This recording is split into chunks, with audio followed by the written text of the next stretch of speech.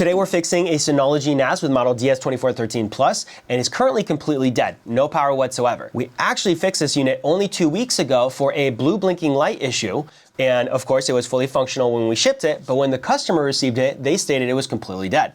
Indeed, it is currently completely dead. So let's open it up and find out what happened. We're gonna remove the top and side cover. And as I rotated it, I can hear, yep, something is loose and moving around inside our power supply. So we're gonna wanna remove it and inspect it.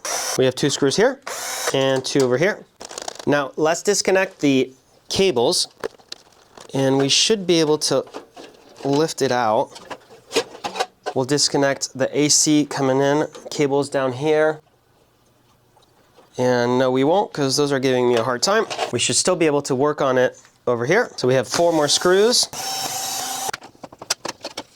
And let's see. Okay, the first thing I'm noticing is that our filter capacitor here is bulging at the top. If we look at it at an angle, I don't know if you can see that, but it's rounded out. So that's gonna be a problem. We're definitely gonna wanna replace it. Oh, and look at this. Yeah. This is loose. It completely fell out. It looks like it was right over here previously. Well, that would make sense why our power supply is not working. So at this point, I don't really know what the level of damage is, so we're gonna want to remove the actual power supply circuit board out of this enclosure and take a look at the back of it. So we have 4 more screws. All right, let's see. All right, and looking at the rest of the board from the top, I don't see another problem. Everything else looks okay to me. We do have a fuse here. Let's see if our fuse is good. So we're in continuity mode. We do have continuity, that's good. All right, let's flip it over. Everything actually looks fine. I don't see a reason why we would have any other problems other than just this specific inductor that fell out. All right, we're gonna switch over to the microscope so you guys can also see what I'm seeing. Right here is one of the solder joints and this is the other. And so clearly the component just fell right through. It probably wasn't soldered down correctly. But then again, this is a 2013 unit, so it is 13 years old at this point. So it probably was soldered down just fine, but over time experienced cracked solder joints, and eventually the component fell out. Most likely during shipping, there must have been some sort of impact that occurred that knocked it loose during shipping. The rest of the unit looks okay. I don't see any physical damage to it itself. So this should be all we need to do. So it was also glued down over here and here, and I can see there is a little bit of glue left over on the component itself. So what we're gonna do is we're gonna solder it down first, and then we're gonna reinforce it with some silicone to make sure that it doesn't fall again during transport. You know what, before we do reinstall it, let's make sure it's actually working. So this is an inductor. We should have continuity.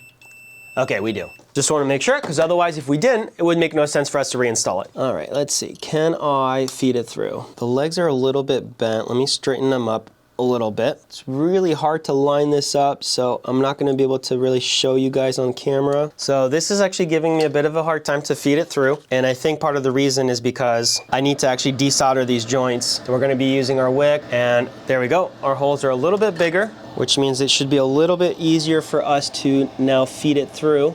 All right, so I'm holding onto it with one hand, and we're gonna try and solder it down with the other. Okay, that's not a very good job, but that's okay. We'll come back to it in a second. Also not a great job, but at least it's locked in. Okay, now we're gonna go ahead and add some flux. We're gonna do that to both joints. And now that I have both hands available, we can go ahead and properly solder it, make really good contact. Look at that flow, looks really good. Perfect. Now let's do the same to this other joint. Add a little extra solder. Very good flow. There we go. Yeah, look at that. You can see it wobbling. So we're definitely gonna want to put some silicone to lock it in. All right, and then this is our capacitor. It's a little hard to show you on camera, but this top is very much bulging, so we're gonna replace it, and that's gonna be those 2 joints right there. Now for these, I'm gonna start by adding a little extra solder. I wanna make sure I get very good flow, and these are very large pads, so they're gonna take a lot of heat to get good flow. Okay, we're getting good flow. We're gonna use our desolder pump. Okay, and I don't think I got all of it. So let's try another pump. Okay, I think we're gonna have to finish off this desoldering process with the braid.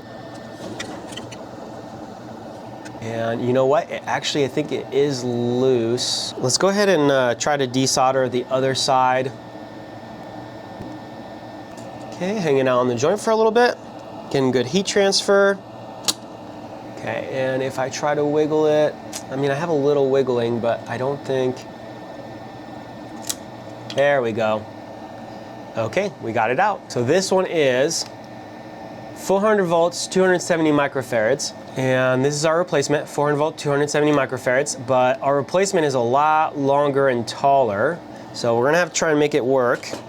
Let's feed it through. And is it too tall? Almost. I think we'll be okay though, because it's exactly the height of the heatsink over here, so I think we'll be all right. What I am gonna do, however, is remove some of the original silicone down here so that it can actually sit flat and flush on the board. All right, there we go. Double check orientation. Negative side is gonna be on the black side. If you have a defective Synology NAS that you would like to send in for us to fix, we do offer flat rate services, which always come with at least a 1-year warranty. Those are available on our website, which I will link in the description down below. All right, and it's not quite flat and flush to the board, so I'm going to be pressing it against the board as I solder down the legs. Okay, and now it's very flat and flush against the board. Now we can cut the excess from the leads and reinstall the power supply inside the box and live test. And we don't need to put it back together any further than this because we are gonna be taking it apart again anyways in order to add that silicone once we have confirmed that everything is working as it should. Okay, and our last one here. All right, good. That is not going in at all. There we go. So moment of truth. Let's go ahead and plug it in. Hey, fan spinning. And look at that. Our blue light is blinking again. So it looks like that was it. The filter capacitor was starting to bulge. I don't think that was part of the problem, but if we didn't replace it, it most likely would have had a failure in the near future. Most likely it was just that inductor that had fallen out. So we'll wait a minute, make sure that it fully boots, and then we'll reopen up the power supply and add that silicone to just strengthen that inductor. It looks like we are back in business, so let's reopen the power supply and reinforce that component. And we're gonna try and get some all the way in the back there. Okay, there we go. At this point, we will let it dry. It does take a couple hours for that silicone to dry and cure, but otherwise, it does look like we have a successful repair. If you found the video helpful or useful, make sure to leave us a like, subscribe for more content, and thank you for watching.